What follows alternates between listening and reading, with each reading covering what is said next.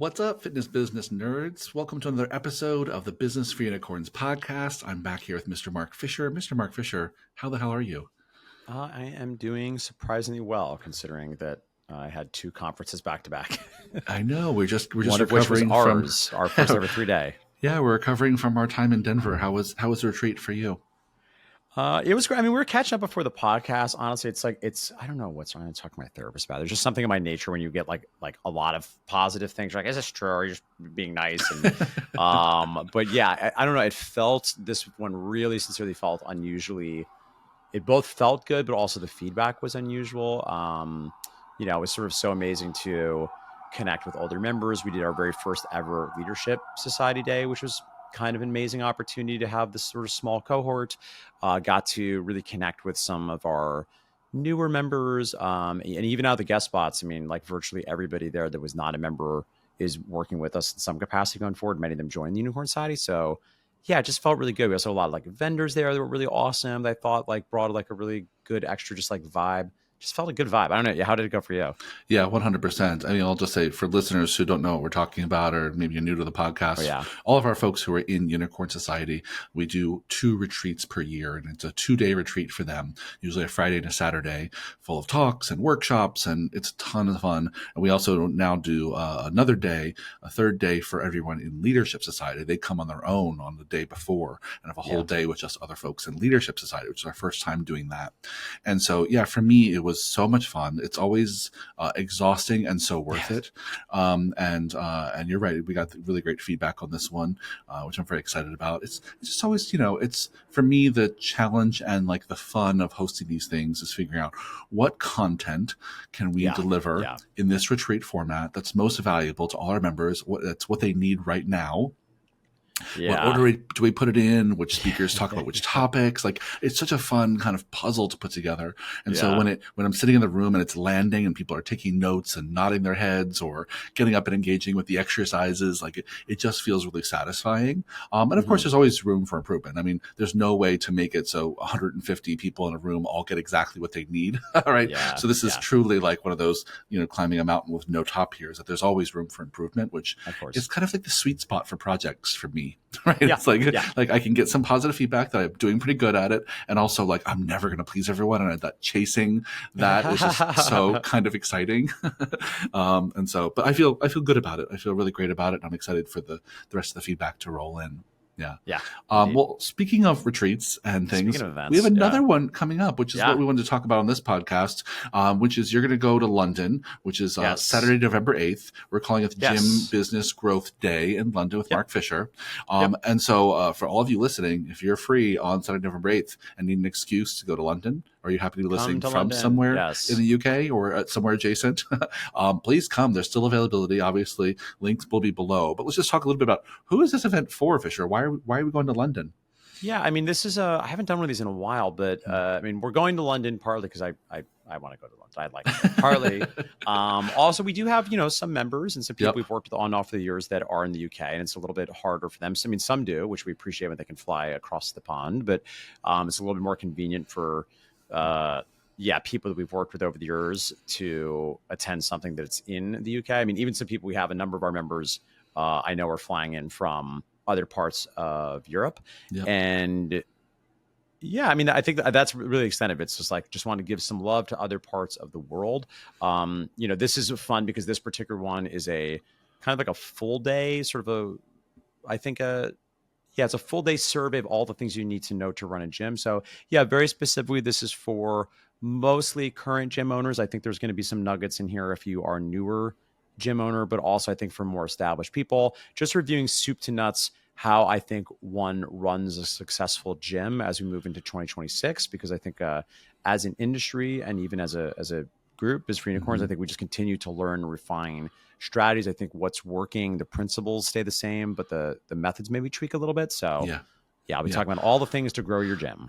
One of the things I want to make like a pitch for anyone listening who might be able to go to this, and if you're not going to go to this, I still want to make this pitch to you, is that I think there's a lot of folks out there who don't realize how important in-person learning is to them.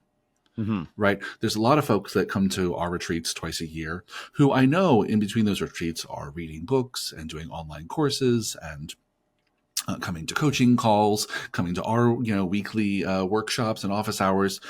But they always tell us afterwards, both in the feedback and when we talk to them, that there's something about in-person learning that they get something different out of it. Yeah. Right. There's a different kind of engagement when you're working with other people in the room who are in a similar place as you, or you're working with other people in the room who are 10 steps ahead of you, how inspiring that can be.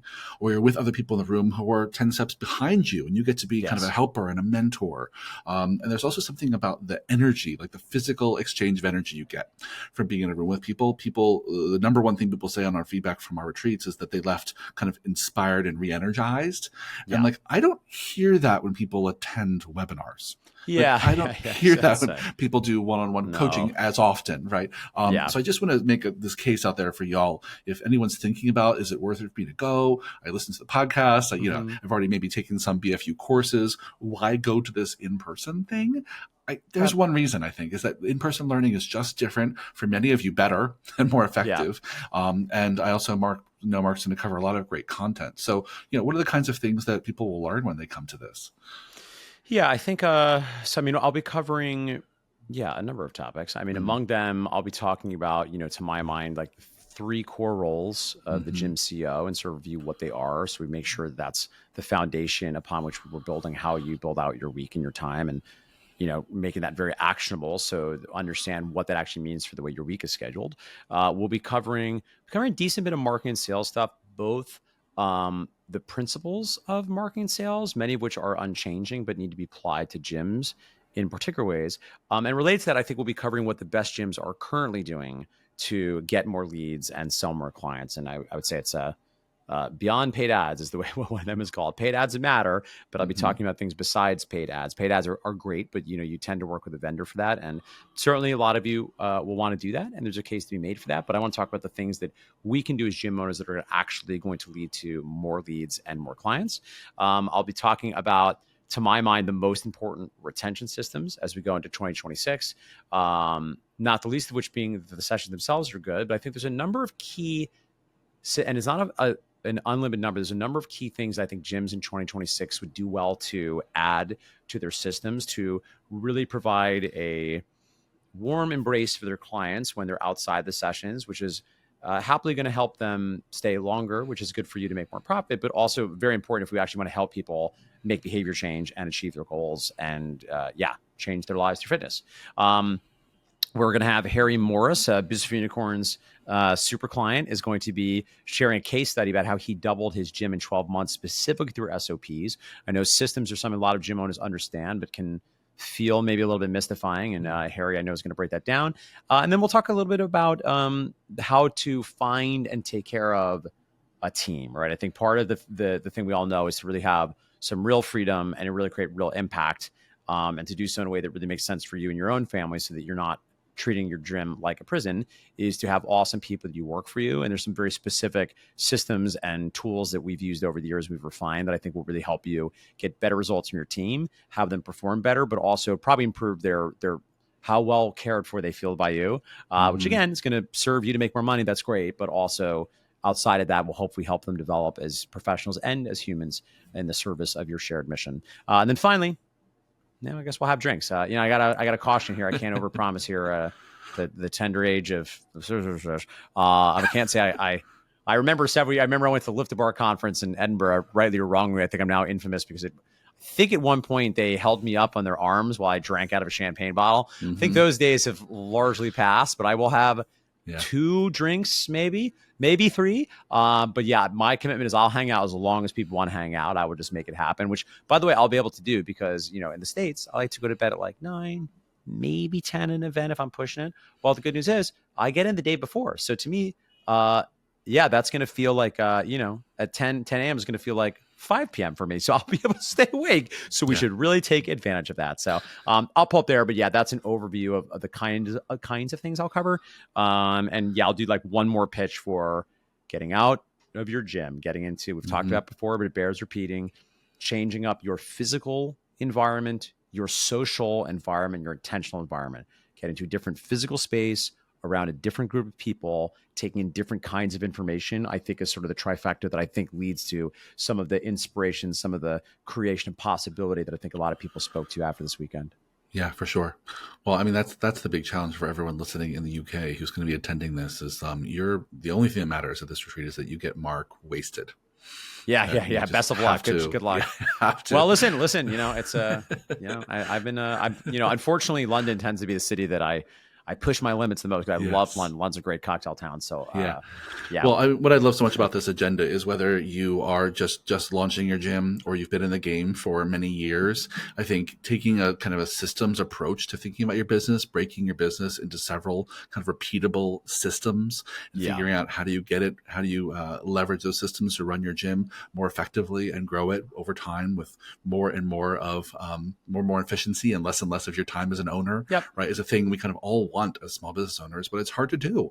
And it's hard to think about your system, your business in terms of systems, and you're going to help do that. And I love that Harry's going to be there too, because Harry and his brother Hugo have just been such great business owners, and we've really seen them do exactly that in the spirit of growth. Take their business, which they were running fine when we first met them, but they've just made it so much more efficient, so much easier to run, so much more profitable, just by tightening their belt and how it's run. Right, how they do the work every day, and how they grow a team. How they have their first employees working with us, and I think it's so great that he's going to be there to be like a real life case study. Yeah, is there anyone this day in London is not for? Is anyone who probably shouldn't come to this, Fisher? Yeah, I don't think this is going to be as helpful. Certainly, if you're a trainer, I think if you're a trainer that plans to open a gym, I think it would be fine to come. You might run the risk of. So I've been thinking a lot about recently is just in case learning versus just in time learning. Yeah, I think over the years I've done a lot of just in case learning and just don't like quite hold on to the same way. So I'd say it's probably better if you actually have a gym. I would say I wouldn't say it's like. Yeah, I guess I would say I think the content is probably geared to a slightly more established owner that is a little bit further on their journey. I think if you're newer on your journey, it will still be valuable because you might get out ahead and have some sense of sort of the systems you'll be creating over time. I think I might say if you don't have a facility yet, it's probably not the best fit. I wouldn't say I'd be wrong, but yeah, this is more for people that have a gym that's going. And I think whether you're earlier stage or a little bit more advanced, I think this will still be valuable for you. Yeah, that's great. All right, well, friends, if you want to join, if you're listening to this podcast when it gets released or shortly thereafter, as long as you can get into RSVP before Saturday, November 8th, we probably got a spot for you. And so click the link below in the show notes to take action and join, or is there some other action? Yeah, I don't know if that's true. That's sort of like cliche, like going fast. But we are at the time of this recording. This is the last week before early bird, and we're already sold about half the tickets. Oh, so that's right, because it's a smaller room. Yeah, we don't have a huge space. I think we can fit like maybe 50 people if we squeeze. So we do have an early bird pricing. This will likely go live, I think, on Friday of this week. So depending on when you're listening to this, if you hear this before Tuesday, October 7th, that is the last day to access the early bird pricing. It's only £99. So we have price to sell because, I'm going to be in London hanging out with my wife and my daughter. And I wanted to talk to some gym business owners. We're making this easy for you. Come and spend the day with me. Yeah, I love it. And I love it. I thought that also it's going to be such a small room because it means you all will really get to interact with both each other and with Fisher. And it's going to feel like a real hands-on, it will be a real hands-on workshop. Very hands-on time. But because of that, space is limited. So go ahead and take action now and get that spot. £99. I mean, they're never going to get a full day workshop like this with someone with your experience for anything cheaper. So that's amazing. Awesome. Well, listeners, go grab that spot if you want to join Fisher in London. And thanks as always, Fisher, for a great conversation. I'll see you all in the next one.